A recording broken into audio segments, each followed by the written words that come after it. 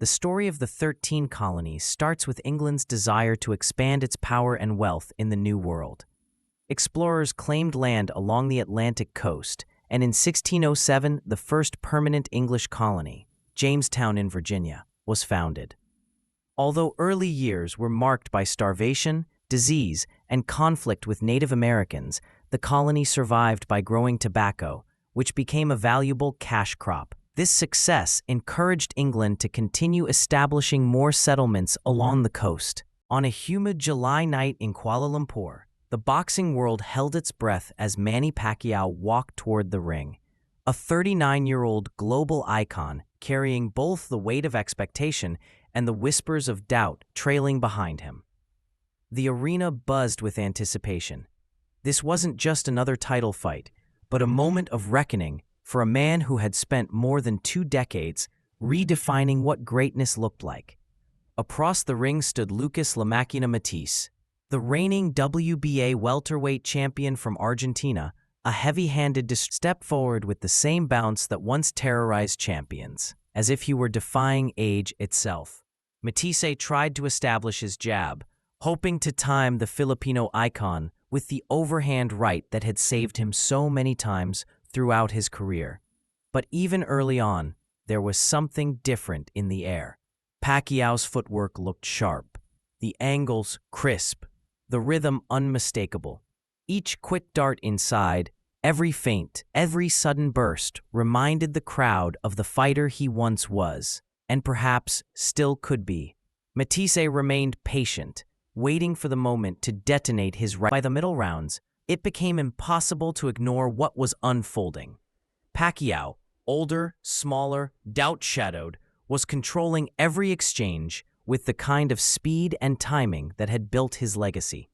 Matthysse continued stalking forward, relying on the heavy right hand that had bailed him out in wars before, but Pacquiao refused to give him stillness. Every time Matthysse tried to plant his feet, Pacquiao exploded with a blur of punches, double jabs, straight lefts, hooks around the guard.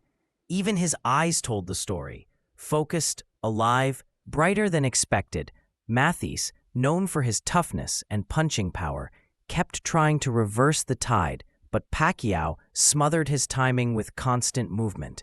What made it more astonishing was the efficiency of Pacquiao's work. No wasted steps, no reckless lunges, just veteran precision built on decades of experience. Slowly, Matthysse's confidence began to crack. He wasn't being overwhelmed by volume alone. He was being beaten to the punch, beaten to the angle, and beaten in the very exchanges he relied on for survival. The mid-distance, once his comfort zone, belonged entirely to Pacquiao. The Filipino icon pressed forward with purpose, testing Matthysse's reactions, touching him with quick shots, and setting traps with the patience of a man who had lived inside a boxing ring for nearly half his life. And as the crowd swelled with excitement, the momentum began shifting towards something more dramatic. Then came the moment that split the night in two. In round 3, Pacquiao closed distance behind a double jab, forcing Matthysse to raise his guard just enough to expose the center line. In a split second, Manny dipped his shoulder, stepped in, and fired a left uppercut that shot upward like lightning. It pierced straight between Matthysse's gloves and detonated under his chin. His head snapped back violently, and for a brief second, the Argentinian's legs stiffened as if someone had unplugged his balance. Then, in front of thousands, Lucas Matthysse dropped to one knee, the first knockdown of the fight. The crowd exploded. The commentators erupted. Pacquiao, usually smiling after big shots, simply turned away and walked calmly to a neutral corner, a cold expression on his face, the expression of a man who knew he was in total control. As Matthysse rose and the referee's count ended, the Argentinian blinked repeatedly, trying to clear the fog. Pacquiao wasted no time. He rushed forward with more angles, more bursts, more combinations, forcing Matthysse backward. It wasn't simply the power that hurt him. It was the timing, the speed, the unpredictability. Every Pacquiao attack came from a different angle, and every defensive reaction Matthysse attempted came a second too late. His right eye began swelling. His legs grew heavier. He was being forced into panic. And panic is the worst place to be against a fighter like Pacquiao. As the round ended, Matthysse walked back to his corner with a blank expression, while Pacquiao jogged lightly to his stool, still breathing through his nose. The energy had shifted. The legend wasn't being tested. He was delivering a merciless boxing lesson. By round 5, Matthysse was fighting more with hope than strategy. His corner urged him to throw the right hand, to commit, to punch with Pacquiao, but his instincts were failing him. Every time he tried to step in, Manny beat him to the angle and carved him with another sharp left uppercut or a looping right hook. Matthysse's head snapped back repeatedly, his posture breaking down as his confidence eroded. Pacquiao looked loose, youthful even, bouncing on his feet with the swagger of the man who once dominated 3 eras of boxing. He began to smile mid-exchange, a sign that he felt no danger. And why would he? Matthysse was becoming a stationary target, exactly what Pacquiao excels against. Pacquiao's double jab returned like it hadn't in years, setting up left hands that slipped perfectly between Matthyse's gloves. Pacquiao's combinations were fluid: jab, jab, left hand, hook, pivot, uppercut, feint, angle change, straight, left. Everything landed clean. Everything drew cheers from the Malaysian crowd, which roared with each flurry as if witnessing a national hero reborn. Matthysse tried leaning forward, attempting to smother the angles, but Pacquiao simply circled around him and ripped the body before going upstairs. The difference in footwork was overwhelming. Pacquiao looked like he was fighting underwater. Matthysse stuck in place, Pacquiao gliding effortlessly around him. The Argentinian's famous power never found a home.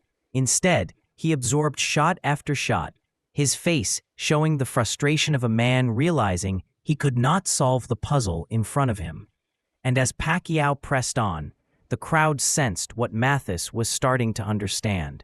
The ending was coming soon, and it would not be gentle. Round 7 became the breaking point. Pacquiao's rhythm was now unstoppable, a relentless cycle of feints, angles, and combinations that Matthysse couldn't anticipate. Early in the round, Pacquiao slid inside with a quick pivot and fired another razor-sharp uppercut. Matthysse froze, then staggered backward before dropping to a knee for the second time in the fight. The referee gave him another count, but the Argentinian's eyes told the truth. He was drowning in a storm he couldn't escape. When the action resumed, Pacquiao hunted patiently, not recklessly.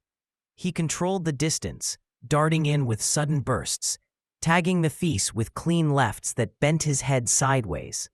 Matthysse fired back with desperation, but nothing landed with meaning.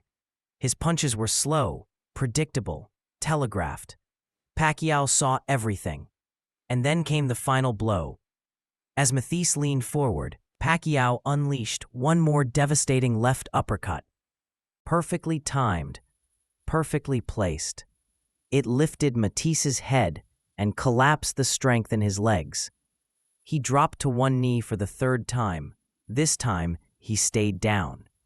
The referee waved it off.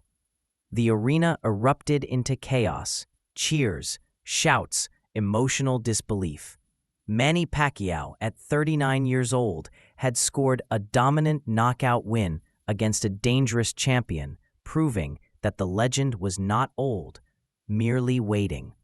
He had reclaimed a world title, silenced the doubters, and delivered one of the most impressive performances of the later stage of his career. Matthysse, brave but outclassed, accepted defeat. Pacquiao smiled, thanked the crowd, and reminded the world that greatness doesn't fade, it adapts, evolves, and returns when least expected. On that night in Malaysia, the Pac-Man was reborn.